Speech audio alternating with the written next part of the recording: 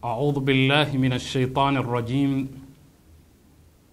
بسم الله الرحمن الرحيم. بسم الله كلمة المعتصمين ومقالة المتحرزين.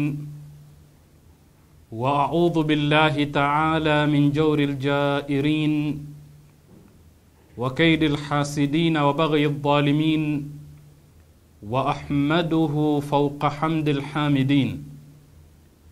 ثم الصلاة والسلام على أشرف الأنبياء والمرسلين محمد وعلى آله الطيبين الطاهرين وأصحابه الغر الميامين، وبعد.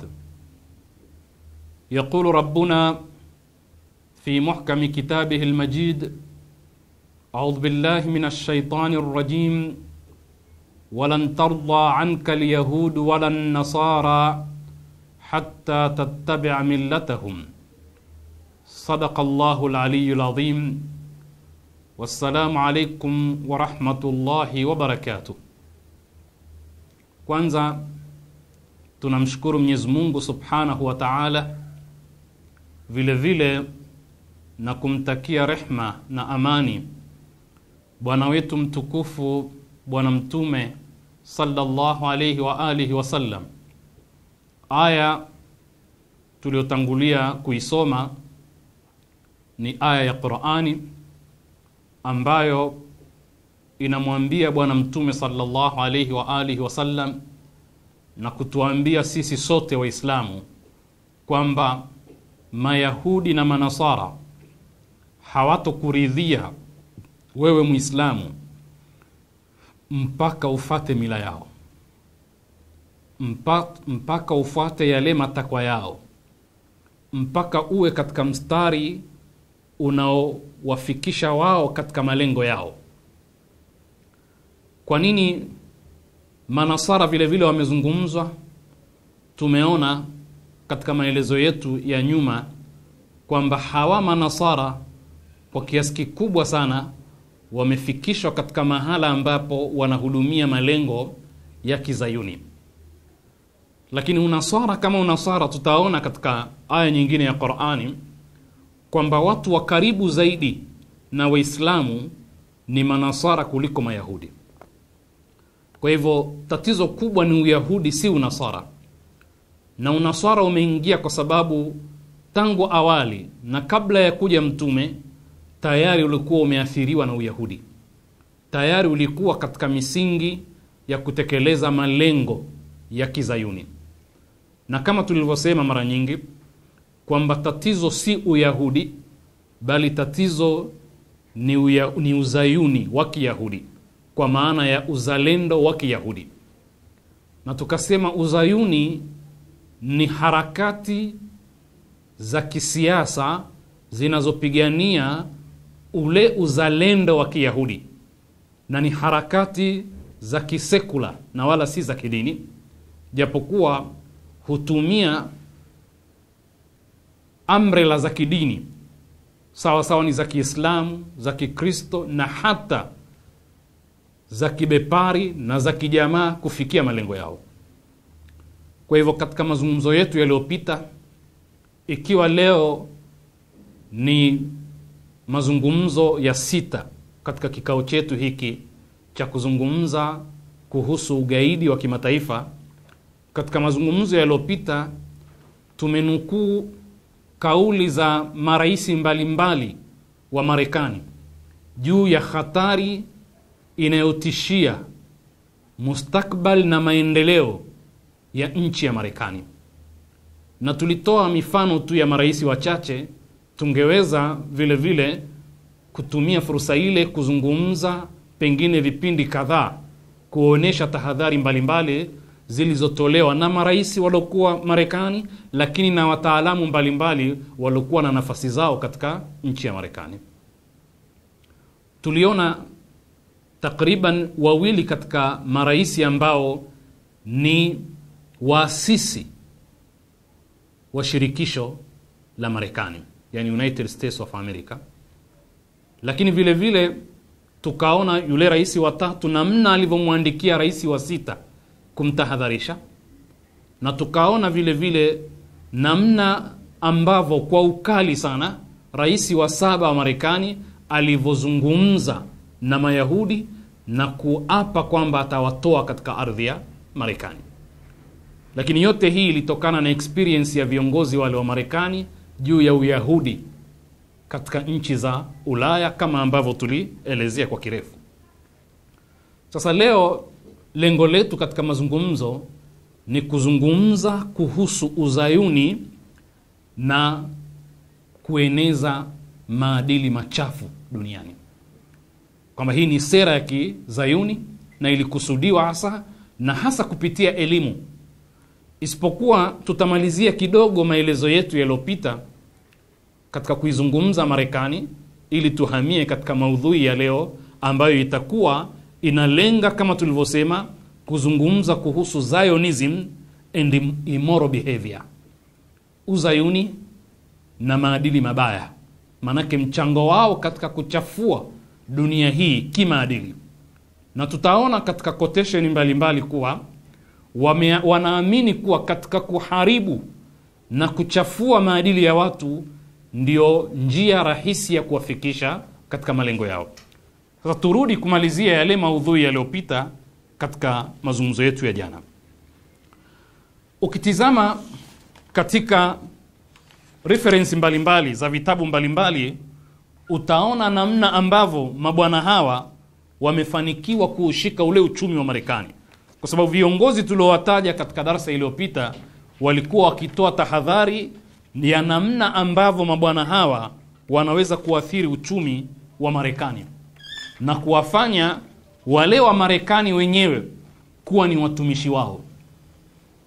Katika miongoni mwa vitabu mbalimbali vinavyozungumzia ni kitabu kinachoitwa The Secret World Government. Kitabu hiki kimetoa takwimu, na kabla ya hapo vile vile kuna kitabu kingine kizuri ambacho kinatupa picha ya uzayuni duniani. Jina la kitabu hiki ni The Hidden Empire, kwa maana ya kwamba uzayuni ni himaya iliyojificha. Wanapokuwa katika nchi fulani huwa wanaestablish himaya yao, lakini imejificha. Na tuliyaona maelezo haya katika maneno ya mmoja katika marais wa Marekani pindi aliposema kwamba mabwana hao wakiishi katika nchi yoyote ile huwa hawakai wakawiana na ile civilization ya wakazi wa nchi ile, wanakuwa na mambo yao ya kando yaliyojificha. Na hii ndio dhana halisi ya uzayuni. Bwana William aliwafikiwa sana kuchagua hiyo title ya kitabu chake pindi aliposema The Hidden Empire. Manake ni empire, na tunafahamu maana ya empire ni himaya, sio nchi moja. Manake empire sio state au sio dola, sio nchi. Empire ni himaya ambayo inaingiza ndani yake zaidi ya nchi moja. Yani pakiwepo na utawala ambao una miliki au unatawala zaidi ya nchi moja, pengine nchi 10, 20 na zaidi, huitwa kuwa ni empire. Ndio tuna Ottoman Empire, tuna Roman Empire. Hizi ni empire ambazo zilifahamika wazi katika historia. Lakini bwana huyu William alielezea ile dhana ya uzayuni kwamba ni empire ambayo imejificha, haionekani. Manake ni uzalendo wa kimataifa wa taifa la Kiyahudi. Sasa bwana huyu anasema kwamba 80% ya utajiri na rasilimali za Marekani zinamilikiwa na Mayahudi. 80%. Sasa sijui pindi alipotoa taarifa hizi na sasa hivi itabaki katika takwimu hizo, manake namba hiyo 80%, au itakuwa imezidi zaidi. Kwa sababu matarajio sio kupungua bali ni kuzidi zaidi. Kwa hivyo hii ndio hali ambayo tunaiona katika nchi ya Marekani, na utaona kwamba ni kwa sababu fikra za kizayuni zilizoibuliwa na materialist, watu ambao ni wakimaada kama kina Karl Marx, ni fikra zinazoamini zaidi juu ya maada, kwamba ukiweza kuwamiliki watu kiuchumi utawamiliki katika mambo mengine. Taban, tunapoishi katika ulimwengu wa kimaada wa kibepari, dhana hiyo ina ukweli kiasi kikubwa hata katika ulimwengu wa kijamaa. Lakini Mtume sallallahu alayhi wa alihi wasallam anatufunza kwamba umiliki wa kweli wa watu hautokani na uwezo wa kiuchumi, bali unatokana na maadili.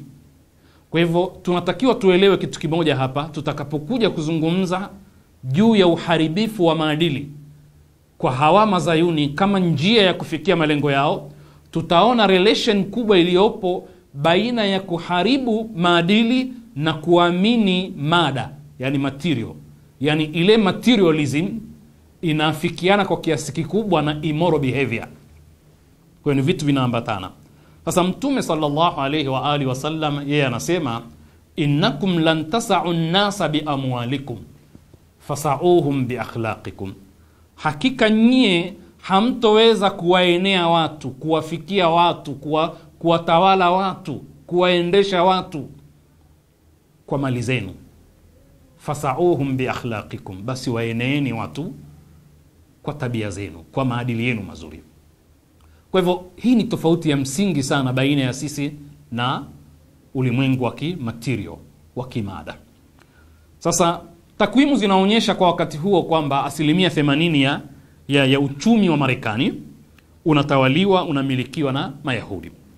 Lakini wakati huo huo vitabu hivyo tulivyovitaja vinasema kwamba 86% ya maofisa katika mji mkubwa wa Washington ni Mayahudi mazayoni.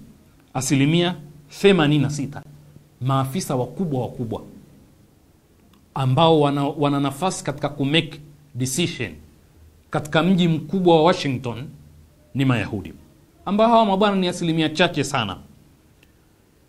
Kwa hivyo maelezo mengi yanaendelea kwa kusema kwamba wengi katika Mayahudi katika nchi ya Marekani ni wataalamu wakubwa katika sheria, katika mambo ya kisayansi, katika ualimu, katika tiba na udaktari, vile vile hasa katika tiba ya magonjwa ya akili wamewekeza sana huko.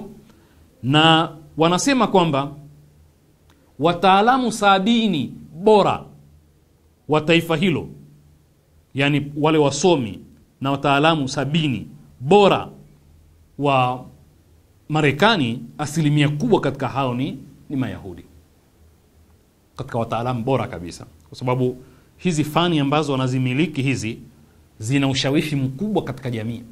Ukiwa na wanasheria, ukiwa na walimu, ukiwa na madaktari na taaluma nyingine ambazo zina ushawishi mkubwa katika jamii. Kwa hivyo ni watu waliojipanga wakawekeza katika elimu, lakini wakawekeza vile vile katika uchumi, ambao ni nyenzo mbili muhimu sana za kuleta maendeleo. Lakini sisi Waislamu tunaamini na kubwa zaidi ni hivi viwili kutawaliwa na akhlaqi, maadili. Kwamba uwe na uchumi unaotawaliwa na maadili, uwe na elimu inatawaliwa na maadili. Swala la maadili wao liko kando kama tutakavyoliona. Sasa hizi takwimu zinaonesha sura kama hiyo katika nchi ya Marekani. Lakini vile vile tukirejea katika rejea nyingine, kwa mfano moja katika vitabu muhimu sana kusomwa kuhusu mambo haya ya uzayuni ni kitabu kiitwacho Zionism and Racism, uzayuni na ule ubaguzi wa kirangi au tuseme wa kikabila. Hawa mazayuni wameelezwa kwa undani namna ambavyo ni wabaguzi popote pale wanapokuwa, na kule kuamini kwao kwamba wao ni bora kuliko jamii yoyote ile inaozunguka, na wao ndio wanaopaswa kuhudumiwa na binadamu wengine. Sasa katika kitabu hiki kinasema hivi kwamba Mayahudi wa Marekani wana nidhamu nzuri ya kuhakikisha kwamba wanatoa michango kwa ajili ya dola ya Israel, na wamejiwekea viwango kwa kila Yahudi. Kwa maelezo yanasema kwamba mabilioni, takriban dola bilioni 5 zinatoka Marekani kila mwaka. Dola bilioni 5 si fedha kidogo, zinatoka Marekani kila mwaka kwenda Israel, na sijui kwamba mpaka sasa hivi ni kiwango hicho au kimezidi. Matarajio ni kuonekana kuwa imezidi. Na wanasema kwamba ni lazima kwa kila Yahudi wa Kimarekani atoe mchango wake wa dola 250 kila mwaka. Dola 250. Hiyo ni rasmi. Yani tuseme ni minimum. Kuna wale wanaojitolea zaidi ya hapo. Wanajitolea kwa ajili ya kustawisha dola ya Kiisraeli, kwa sababu ya ile spirit ya uzayuni walokuwa nayo. Taban haya ni mambo ambayo hata sisi Waislamu na vile vile Wakristo na vile vile jamii nyingine zinatakiwa zijifunze kwamba Waislamu wangeweza na wao kuleta ukombozi wa dini yao, kuna kusaidia wale wanyonge katika jamii ya Kiislamu duniani kote kwa kuwekeza vile vile vitu sampuli hiyo, au hata katika level ya kitaifa au kieneo, yani regional level. Kwa mfano sisi tunaweza kuamua kwamba kila msikiti na kila msikiti udhibiti Waislamu, ujue idadi ya waumini wake, uhakikishe una masanduku ya sadaka, uweke orodha ya utoaji wa ile michango, uweke minimum ambayo ni kiwango ambacho anaweza kujitolea hata Muislamu wa kawaida, kisha maximum ambayo haina mipaka kwamba tajiri aweze kujitolea zaidi, pawepo na nidhamu. Tabani haya ni mambo yanahitajia mazungumzo marefu, na utaona kwamba tumeyashindwa kwa sababu ile trust, uaminifu umetoweka baina hata ya waumini na viongozi wa kidini. Kwa hivyo michango vile vile haitoki namna ambavyo inatarajiwa. Kwa hivyo maendeleo yetu yanachelewa. Sasa hayo ni maudhui mengine, lakini mabwana hawa wamejipanga hivyo. Na sisi Sayyidina Ali karramallahu wajha anatufunza kwamba tumche Mwenyezi Mungu na tuwe na nidhamu katika mambo yetu. Kwamba Muislamu anatakiwa amche Mungu na awe na nidhamu, awe well organized. Hiyo ni sifa ya mcha Mungu. Misikiti yetu iwe na nidhamu na mipangilio. Hatuwezi kuendelea kama waumini hawatoi, kama Waislamu wamekunja mikono yao, hawajainyoosha. Lazima tuwe na nidhamu nzuri ya kujitolea, kutengeneza SACCOS mbalimbali, kutengeneza project, miradi mbalimbali na programu mbalimbali za maendeleo. Sasa hawa watu wamefanikiwa, japo kuwa malengo yao, intention yao ni uharibifu, lakini nidhamu yao ni ya kuigwa. Idadi yao ni ndogo sana duniani. Takwimu zinaonyesha, takwimu mbalimbali, miongoni mwa takwimu zinasema kwamba hawazidi milioni 15 idadi yao yote duniani. Lakini wamemiliki uchumi wa dunia, wamemiliki siasa ya dunia, wamemiliki elimu ya dunia kama tutakavyoona. Wamefanikiwa kupotosha maadili ya ulimwengu. Wamemiliki vyombo vya habari duniani. Lakini kwa nini? Ni kwa sababu ya nidhamu na mipangilio ambayo yoyote yule atakayeweza kufuatilia akajipanga vizuri ana nafasi ya kuweza kushinda na kuweza kuestablish maadili mema katika jamii badala ya kupotosha. Sasa haya ni katika mambo ambayo yameandikwa yanayohusiana na watu hawa. Na jana tulisema kwamba fursa ingeturuhusu tungetoa quotation za Napoleon Bonaparte, ambaye ni Mfaransa aliyekusudia kutawala dunia. Na utaona kwamba aliwachukia sana Mayahudi na akawasema vibaya. Mmoja katika waandishi, Walter Hart, anasema kwamba sababu ya Napoleon kuwachukia Mayahudi ni kwa sababu waliweka kikwazo katika malengo yake ya kutaka kutawala dunia.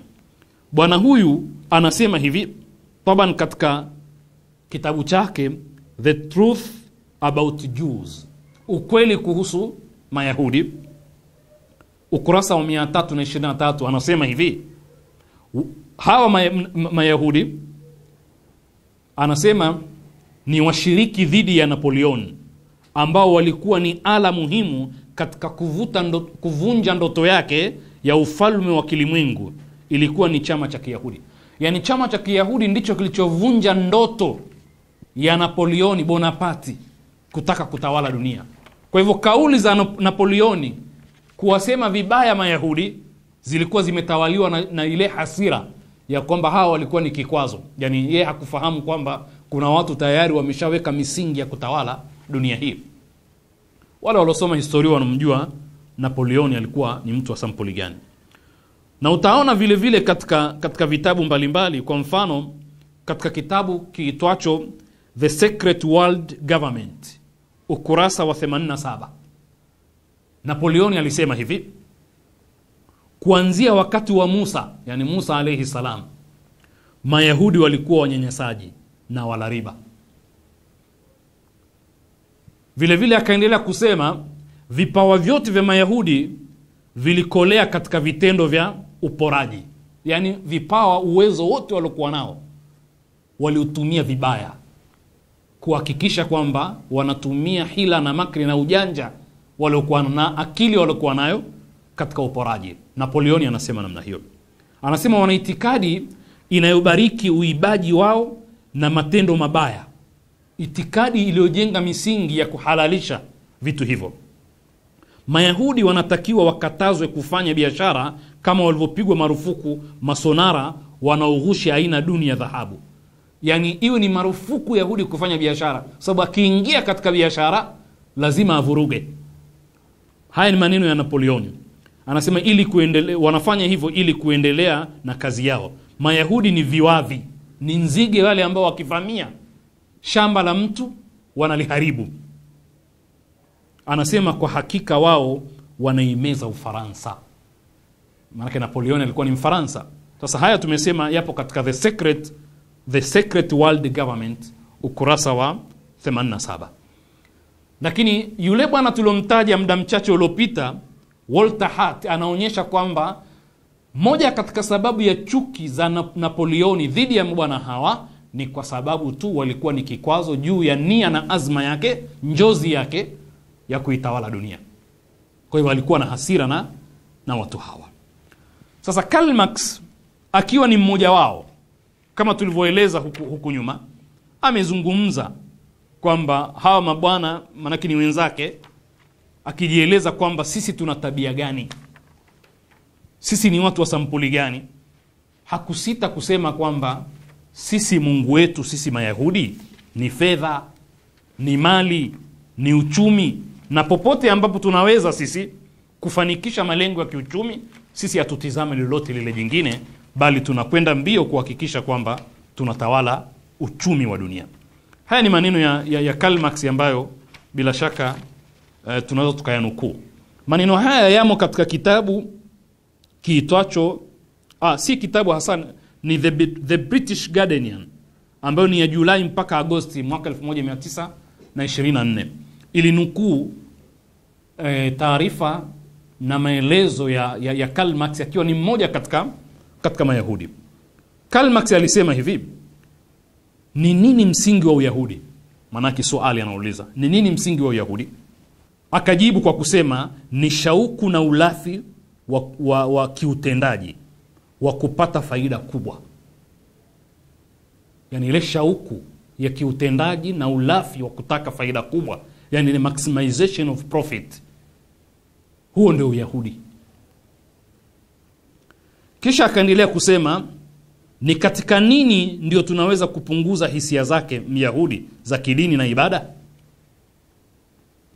Akajibu ni kughushi, yani kupitia kughushi, na kwamba suala zima la kufoji ndio sunna na ndio mwenendo wa Kiyahudi. Kisha akauliza swali, je, Mungu wake, yani Mungu wa Myahudi, je, Mungu wake wa hakika na ukweli ni nani? Yani Mungu wa hakika na wa kweli, si yule wa kupretend, wa kuiga. Mungu wa Mayahudi wa kweli ni nani? Na hapa hasa ni wale Mazayuni. Tizama alichokisema Karl Marx, akiwa yeye ni miongoni mwa Mayahudi. Alisema ni fedha taslimu. Yani Mungu wa uhakika na wa kweli wa Mayahudi ni fedha taslimu. Na hii inaonyesha kadri ya ile material mentality, yani ile imani ya kuamini mada waliokuwa nayo Mayahudi. Na taban hata huyu Karl Marx yeye mwenyewe alikuwa ni materialist. Sasa hii ni baadhi tu ya mifano ambayo tumeweza kuiona ya namna ambavyo waliweza kuishika Marekani, lakini na dunia nzima, kwa kushika uchumi, kwa kushika elimu, kwa kushika vyombo vya habari, na kwa kutawala siasa ya ulimwengu. Sasa moja katika athari kubwa sana ambazo zinatakiwa zizungumzwe, na sisi kama Waislamu tunasema ni mhimili wa maendeleo ya binadamu, ni suala la kimaadili. Binadamu anapimwa kwa maadili, na maendeleo ya binadamu ni maendeleo ya kimaadili, si maendeleo ya barabara wala ya elimu wala ya teknolojia wala ya ujenzi, bali maendeleo ya kimaadili ndiyo yanaonyesha maendeleo halisi ya binadamu. Kila binadamu anapokuwa na anavyokuwa na utu na ubinadamu, upendo na binadamu wenzake na viumbe vya Mwenyezi Mungu, ndio kila ambapo na ambavyo anakuwa binadamu zaidi. Kwa hivyo binadamu leo ni mnyama kwa sababu ya kukosa maadili. Hata kama amefika mwezini, hajaendelea bado.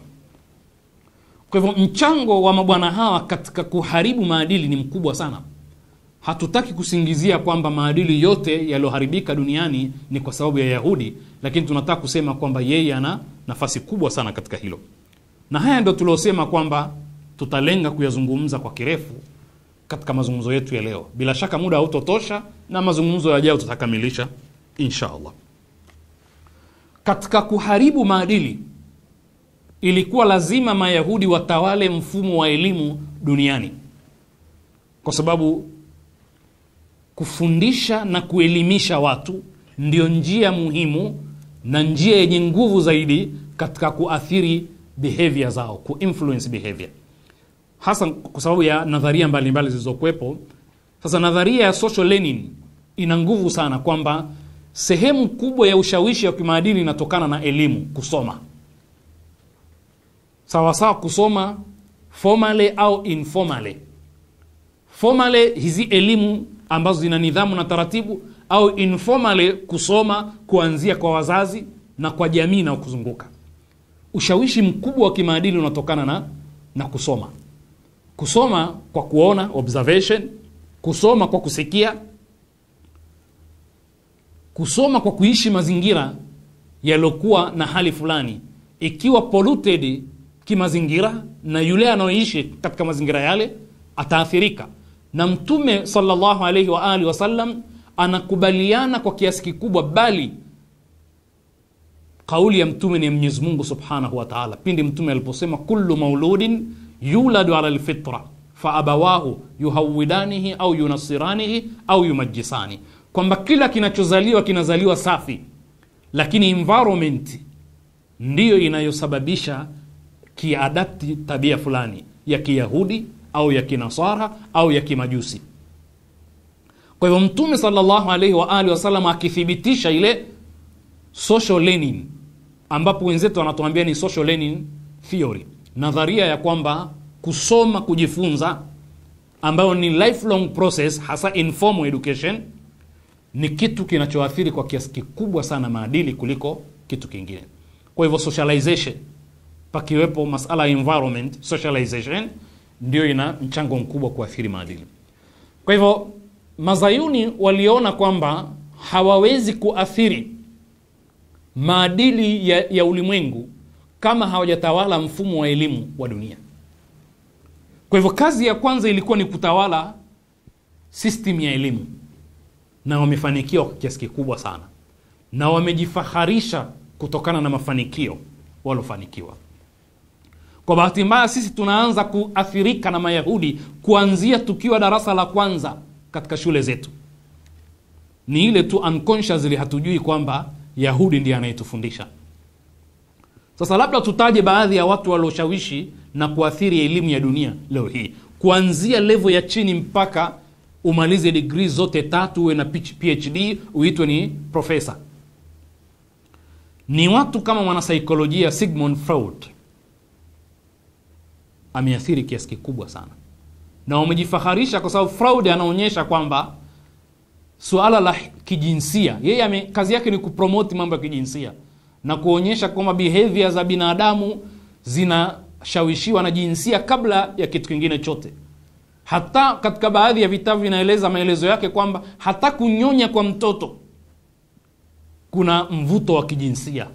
Hata binti anapompenda baba yake na kijana wa kiume anavyopendwa na mama yake, au mahusiano mazuri baina ya kijana wa kiume na mama yake, baina ya binti na baba yake, ni kwa sababu ya msukumo wa kijinsia. Amepromote sana dhana ya kijinsia katika maisha ya binadamu na katika kuinfluence behavior. Na utaona huyu ni yule ambaye Sayyid Qutb au Muhammad Qutb katika kitabu cha Shubuhati Hawla al-Islam ametaja namna ambavyo Sigmund Freud anavokanusha dini, kusema kwamba hakuna dini, yani ile system ya Karl Marx na wengine tutakaowataja sasa hivi kwamba hao ni materialist, akisema kwamba binadamu, jamii kisaikolojia, jamii inapitia katika marahili tatu, katika hatua tatu. Hatua ya kwanza ni superstition, kwa maana ya kwamba jamii kuamini mizimu, kuamini mashetani, manake zile dini za kijadi za kwanza. Kisha yeye anasema hili ni tatizo la kisaikolojia, kwamba amekosa solution za matatizo, anatafuta wa kumsingizia, anasema mizimu ina ushawishi katika maisha yetu, anatambika, anairidhisha mizimu, anachinja, anatumia pombe na sadaka nyingine mbalimbali anazitoa. Kisha akitoka pale anapanda kidogo kisaikolojia, jamii inapanda kisaikolojia, inahamia katika hatua ya pili ambayo ni religion. Kwa hivyo sisi Waislamu, Wakristo na wengine wenye dini, hawa wamepanda hatua kidogo, wanasema kuna Mungu aliyeumba mbingu na ardhi na vyote na nini, wakampa sifa yule Mungu, lakini wanasingizia tu hakuna Mungu wa sampuli hiyo. Kisha hatua ya tatu ni science, kwa maana ya kwamba baada ya binadamu kisaikolojia kupita hatua ya kwanza ya superstition, kisha hatua ya pili ya religion, tuko katika ulimwengu wa science. Anatakiwa atafute solution ya matatizo kisayansi, sio kwa kusingizia Mungu na kumuomba Mungu aondoe matatizo, bali yeye atumie sayansi kutatua matatizo. Na katika mijadala ambayo ikijadiliwa baina ya walahidi na Waislamu au Muislamu na mlahidi, Sayyid Qutb anasema moja katika mijadala aliyoifanya, alielezwa maelezo haya, kisha akajibu kwa kusema kuwa basi nyie hamjakataa Mungu, bali mmetuthibitishia Mungu tu anayeitwa sayansi anayeweza kutatua matatizo yote. Kisha mjadala mrefu wa kwamba je, science imeweza kutatua matatizo yote ya binadamu? Kwanza science mpaka leo hii haijamtambua binadamu yukoje. Ndio ukisoma kitabu cha Alexis Carrel, Mfaransa aliyepata tuzo ya Nobel, kitabu cha Man the Unknown, al-insanu dhalika al-majhul, anaonyesha kwamba binadamu bado hajulikani, yani hajajitambua. Kisha anaelezea kuhusu cells za binadamu, ubongo wa binadamu, namna ambavyo hata katika cells zake kuna lebo ya cell ya kiume na ya kike. Ili mradi ni kitabu kirefu. Sasa nachotaka kusema ni kwamba huyu Sigmund ni mlahidi, ni materialist, kama alivyokuwa Lenin, kama alivyokuwa mwenzake vile vile Darwin, naturalist na wengine. Hawa ndio wana mchango mkubwa katika elimu ya dunia leo. Robert Charles Darwin na fikra za kidarwin, Darwinism, tunafahamu sisi na namna tunavyosoma sisi masala ya hata ubaguzi, na huyu Darwin ana mchango mkubwa sana katika kueneza fikra za kibaguzi na kuonyesha kwamba kuna inferior race na superior race. Na wakoloni wametumia ideology na idea za Darwin katika kujustify ukoloni, kwamba wao ni superior race na Waafrika na ulimwengu wa tatu ni inferior race. Na yeye ndo anafahamika katika masala ya the survival of the fittest. Kwa hivyo utaona kwamba namna ambavyo tumefundishwa sisi mashuleni, binadamu asili yake ni nyani na amekuwa kitatawur, masala of evolution of man, namna alivyokuwa kichange ili kutusukuma na kutusindikiza zaidi katika ulahidi badala ya kuamini kuwepo kwa Mungu. Hizi ni fikra ambazo zimo mashuleni mwetu. Sisi wa Tanzania asilimia kubwa ni Wakristo au Waislamu, zaidi ya 70%. Waliobaki ni wanaoamini zile African tradition religion. Lakini mashule yetu bado tunafundishwa sisi binadamu wametokana na mnyama na nini na ulimwengu umejaa Wakristo na Waislamu. Lakini hizi fikra ni fikra ambazo zinafundishwa duniani kote kwa sababu ya malengo ya Kiyahudi. Na mwingine ni Karl Marx, Yahudi huyu maarufu mwenye mchango mkubwa sana. Tangu tunapozungumza kuhusu ujima, ukabaila, sijui utumwa, ukabaila, ubepari na mwisho ukomunisti, yale marahili ambayo jamii inapitia, na tutaona katika maelezo, tutaeleza baada ya muda mfupi, kwa sababu yale yametawaliwa na kuamini kwamba shughuli za kiuchumi ndizo zinazoamua aina ya jamii, kuanzia primitive society mpaka kufikia katika communism au communist society. Sasa katika protocol wanazoziita pameelezwa baadhi ya maelezo. Unaweza ukayaona baadhi ya maelezo katika kitabu Islam and Modern Materialistic, na ukaona katika kitabu cha Zionism and Internal Security, unaweza ukaona baadhi ya maelezo yanaonyesha hivi. Mmoja katika wazayuni alikuwa akisema, hasa katika siasa na protocol zao, kwamba azimio letu, napenda tusikilizane vizuri hapa, azimio letu ni lazima liwe katika kujaribu kuzorotesha maadili, kuharibu maadili, ili utawala wetu uimarike katika ulimwengu. Na tutaona namna ambavyo walikuwa wakiamini juu ya masala ya al-ghayatu tubarriru al-wasila, ends justify the mean. Kwa hivyo akasema Freud ni wetu, Freud ni wetu, yani Sigmund Freud ni wetu, naye ataendelea kueneza mahusiano kimwili au mahusiano ya kimwili wazi wazi kwa kutizamwa na wananchi, ili usibaki utukufu wowote ule. Yani kubeba tu ile dhana ya kisaikolojia ya kwamba binadamu anaendeshwa katika behavior zake zote na suala zima la sex, la kijinsia na hisia, feelings za kijinsia katika marahili yake yote yale. Kwa hivyo Freud ameelezwa hivyo kwamba ni mtu aliyefanya kazi kubwa ya kuhakikisha kwamba ulimwengu unashughulishwa sana na masala ya kijinsia. Sasa protocol inaendelea kusema hivi: Freud ni wetu, naye ataendelea kueneza mahusiano ya kimwili waziwazi kwa kutazamwa na wananchi, ili usibakie utukufu wowote, maanake maadili yoyote yasibakie. Hivyo watu wabakie na kutaka kukidhi njaa ya ngono tu, maanake iwe ni jambo litakawashughulisha sana watu. Na utaona kwamba ni jambo likiwa limetangazwa sana huharibu akili za watu. Na hata Mtume sallallahu alaihi wa alihi wasallam akatoa tahadhari juu ya kutolitumia swala la ngono na swala la kijinsia kupitia mstari uliowekwa na Mwenyezi Mungu Subhanahu wa Ta'ala, pale aliposema, akikujieni mnaeridhia dini yake na tabia yake, muozesheni, na kama hamtofanya hivyo, akasema Mtume, patakuwa katika dunia hii, pataenea katika dunia hii ufisadi na uharibifu wa hali ya juu. Kwa hivyo utaona jambo hili ni kweli lina ushawishi kiasi fulani, lakini si kwa kiasi kile ambacho Freud anasema, lakini wao wametumia vibaya kuhakikisha kwamba dunia itashughulishwa na mambo ya ngono, ili wasishughulishwe na mambo mengine. Wao wakawa wako mbioni kuhakikisha wanautawala dunia. Lakini vile vile utaona katika kumzungumza Charles Darwin na Karl Marx, protocol inasema hivi: msifikirie hata kidogo, hata wakati mchache wote ule, kuwa haya ni maneno matupu tunayoyazungumza. Fikirieni vyema jinsi tulivyoandaa mafanikio ya fikra za Darwin na Marx. Kwa hivyo masala ya Darwinism na Marxism ni vitu vilivyoandaliwa kuhakikisha kwamba vinatiliwa nguvu na vinaenea duniani na watu wote wanasoma, ili waweze kuwarahisishia mazayuni kufika katika malengo yao. Kwa hivyo anasema hivi: tutazipa fikra zao utangazaji na umaarufu wa kutosha. Yani tutainvest katika fikra za Marx na za Darwin kuhakikisha zinaenea duniani.